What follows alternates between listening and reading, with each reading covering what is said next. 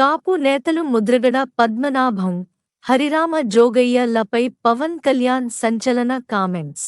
కాపు నేతలు ముద్రగడ పద్మనాభం, హరిరామ జోగయ్యల ఎన్నికల సమీపిస్తున్న వేళ పార్టీల మధ్య పొత్తులు, నేతల జంపింగ్లతో ఏపీ రాజకీయం, ఏపీ పొలిటిక్స్ ఇంట్రెస్టింగ్గా మారుతోంది. ఇదే సమయంలో పార్టీలకు చెందిన నేతలే కాకుండా కుల సంఘాలకు చెందిన నేతలు సైతం ఆయా పార్టీల అధినేతలపై విరుచుకుపడుతున్నారు.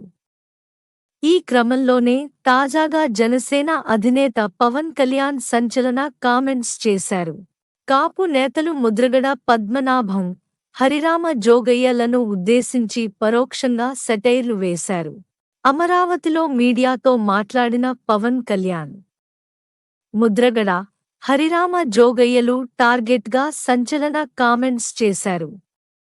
మొన్నటిదాకా నాకు అలా చే, ఇలా చే అని చాలామంది సలహాలు ఇచ్చారు. నాకు సీట్లు తీసుకోవడం, ఇవ్వడం తెలియదా? నాకు సలహాలు ఇచ్చినవాళ్లు ఇప్పుడు వైసీపీలోకి వెళ్తున్నారు. కాపు రిజర్వేషన్ల గురించి మాట్లాడితే పద్ధతిగా మాట్లాడండి అంటూ పవన్ కళ్యాణ్ సెటైర్లు వేశారు.